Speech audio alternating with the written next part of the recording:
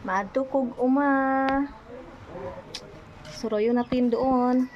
Balikid ko sa agi. O, akong ibilid rin akong motor. Nadlo ko sa dalan. Grabe ka. Salamat! Ayan, ako na lang lakton dito kay nadlo ko sa dalan pati kadanlog. Unya. Ginoo ko. Grabe siya kadanlog, guys. Yan, nagpakilid-kilid pagid ko ganina. May gani, wala ko na shot dari, oh. Ayan, so akong tara siya, oh. Hala. Tara kong bana, oh. Ayan, so akong siyang adtuon. Diyan na gid ko na, ha. Nibukad akong ilong.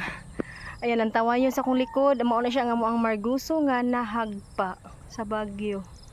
Diba? Pero ipakita na po ninyo ang ready na pod nga Marguso. Ready na ni sa kumbana, grabe. Bag-o na gid ni nga mga kawayan. Ang kani manggod kay kani manggod diri okay o mga nan. Gabok na ni siya amo ang kawayan. Kita ninyo na gabok na siya ang kawayan. Kay niagi pa ng Marguso na mo. Kita niyo to tong last na mga project. Mao na siya, mao pa na siya nga mga kawayan, so gabok na. So karon ako ipakita ninyo ang bagong gihimo sa kumbana, sumurog lapad-lapad gani siya. Tanawan ninyo. Ayan siya. Oh. Ready na siya. So maghulat na lang ta og mga 3 days nga mo init, pwede na ta dayon katanom sa ato ang Marguso. Di ba naabot naman tong ako ang binhi. So ayan siya, inana siya kalapad. Yan, so karon kani siya og ano siya gato mga paitan. So kaluoy sa mga paitan nga naagi Bagyo. Basin sige lang kaloyan. Bawi lang ta.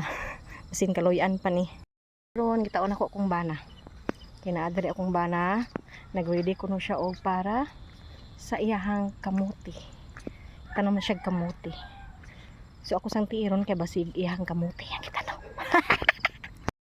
Tara siya mga palalabs. Kaloy kay sa akong bana kugihan kayo. Ayan siya ang among Marguso nga nahapa. Uy, hala. Nga yellow na gani ang uban day, oh. Nan. Kaluoy kaayo. Na. Hay kaluoy sa among Marguso. Sige lang, mapuslan pa man gud unta ni. Pero antay mahimo.